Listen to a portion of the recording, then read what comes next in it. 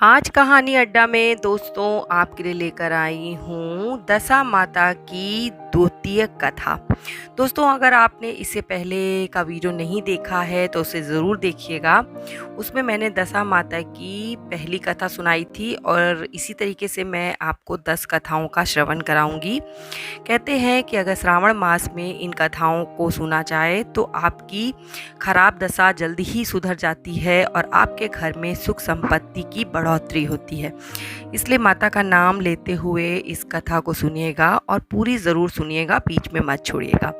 एक राजा थे, उसकी 2 रानियां थीं। बड़ी रानी के संतान नहीं थी, छोटी रानी के पुत्र था। राजा छोटी रानी और राजकुमार को बहुत प्यार करता था। बड़ी रानी छोटी रानी से ईर्ष्या करने लगी। बड़ी रानी राजकुमार के प्राण हर लेना चाहती थी। एक दिन राजकुमार खेलता खेलता बड़ी रानी के कमरे में चला गया। बड़ी रानी ने राजकुमार के गले में एक काला सांप डाल दिया। छोटी रानी दशा माता का व्रत करती थी। राजकुमार दशा माता का ही दिया हुआ था। दशा माता की कृपा से राजकुमार के गले में सांप बिना नुकसान पहुंचाए चला गया। दूसरे दिन बड़ी रानी ने लड्डुओं में जहर मिलाकर राजकुमार को खाने के लिए दे दिया। दशा माता एक दासी का रूप धारण करके आई और राजकुमार के हाथों से लड्डू छीन लिया। बड़ी रानी का ये वार भी खाली गया। रानी को बड़ी चिंता हुई कि किसी भी तरह से राजकुमार को मारना है। तीसरे दिन जब राजकुमार फिर बड़ी रानी के आंगन में खेलने गया तो रानी ने उसे पकड़कर गहरे कुएं में धकेल दिया। चूंकि कुआं बड़ी रानी के आंगन में बना था इसलिए किसी को पता नहीं चला कि राजकुमार कहाँ गया। लेकिन जैसे ही बड़ी रानी ने राजकुमार को कुएं में धकेला तो दशा माता ने उसे बीच में ही रोक लिया। इधर दोपहर हो जाने पर राजकुमार के न लौटने पर राजा व छोटी रानी को चिंता सताने लगी। दशा माता को भी इस बात की चिंता हुई। राजकुमार को उसके माता पिता के पास किस प्रकार पहुंचाया जाए। राजकुमार को तलाश करने वाले कर्मचारी निराश होकर बैठ गए थे। राजा व छोटी रानी पुत्र शोक में रोने लगे। तब दशा माता ने भिखारी का रूप धारण किया और राजकुमार को गले लगाकर राजद्वार पर पहुंची। दोस्तों वो राजकुमार को एक वस्त्र में छिपाए हुए भिक्षा मांगने लगी। सिपाहियों ने पहले उसे दुत्कार कर कहा, तुझे भिक्षा की पड़ी है, हमारा तो राजकुमार खो गया। सारे लोग दुख और चिंता से व्याकुल हैं। इस पर दशा माता बोली, भैया पुण्य का प्रभाव बड़ा ही विचित्र होता है। यदि मुझे भिक्षा मिल जाए तो संभव है खोया हुआ राजकुमार तुम लोगों को मिल जाएगा। यह कहकर वो देहरी पर पैर रखने लगी। सिपाहियों ने उन्हें आगे बढ़ने से रोका।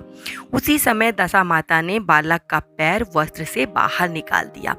सिपाहियों ने समझा कि कुंवर उसके हाथों में है इसलिए उसे अंदर जाने दिया। दशा माता कुंवर को लिए हुए भीतर चली गईं। उन्होंने राजकुमार को आंगन में छोड़ दिया और वापस चली गईं। परंतु रानी ने दशा माता रूपी भिखारिन को देख लिया था। उसने कहा कि खड़ी रहो, और तुम कौन हो? तुमने 3 दिन से मेरे बेटे को छिपा कर रखा है, तुमने ऐसा क्यों किया? तुम मेरे प्रश्न का उत्तर दिए बिना नहीं जा सकती। दशा माता उसी समय ठहर गईं। उन्होंने बताया कि मैं तुम्हारे पुत्र की चोरी करने वाली नहीं हूँ, मैं तो तुम्हारी आराध्य देवी दशा माता हूँ। तुम्हें सचेत करने आई हूँ कि बड़ी रानी तुमसे ईर्ष्या रखती है। वो तुम्हारे पुत्र के प्राण हर लेना चाहती है। एक बार उसने तुम्हारे पुत्र के गले में सांप डाला था जिसे मैंने दूर किया। दूसरी बार उसने लड्डू में विष मिला दिया था जिसे मैंने उसे खाने नहीं दिया।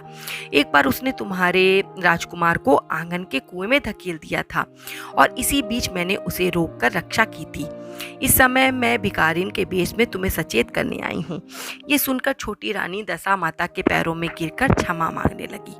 छोटी रानी बिनती भाव से बोली, जैसी कृपा आपने मुझ पर दर्शन देकर की है, मैं चाहती हूँ कि आप सदैव इस महल में निवास करें। मुझसे जो सेवा पूजा होगी मैं करूँगी। इस पर दशा माता बोली कि मैं किसी के घर में नहीं रहती। जो श्रद्धा पूर्वक मेरा ध्यान स्मरण करता है उसी के हृदय में निवास करती हूँ। मैंने तुम्हें साक्षात दर्शन दिए हैं, इसलिए तुम सुहागिनों को बुलाकर यथाविधि आदर सत्कार के साथ भोजन कराओ और नगर में ढिंडोरा पिटवा दो कि सभी लोग मेरा डोरा लें और व्रत करें। इतना कहकर दशा माता अंतर ध्यान हो गई। रानी ने अपने राज्य की सौभाग्यवती स्त्रियों को निमंत्रण देकर बुलाया और विधि विधान पूर्वक दशा माता की पूजा की, दक्षिणा देकर उन्हें विदा किया। और ढिंढोरा पिटवा दिया कि सभी लोग दशा माता की पूजा और व्रत करें। दोस्तों, आपको ये कथा कैसी लगी? इस कथा को सुनने से आपकी सारी बिगड़ी दशाएं सुधर जाती हैं और ये कथाएं 10 होती हैं। पहली कथा मैं आपको सुना चुकी हूँ, दूसरी कथा आज सुना दी और आगे की जो कथाएं हैं वो आपको वीडियो के माध्यम से देती रहूँगी। अगर आपको पसंद आई हो तो आगे शेयर कर दीजिएगा ताकि दूसरे लोगों का भी भला हो सके। और अगर आपको ऐसी ही धार्मिक कथाएं, कहानियाँ या हिंदी साहित्य से जुड़ी हुई कहानियाँ पसंद हो तो मेरे चैनल को सब्सक्राइब कर लीजिएगा। धन्यवाद।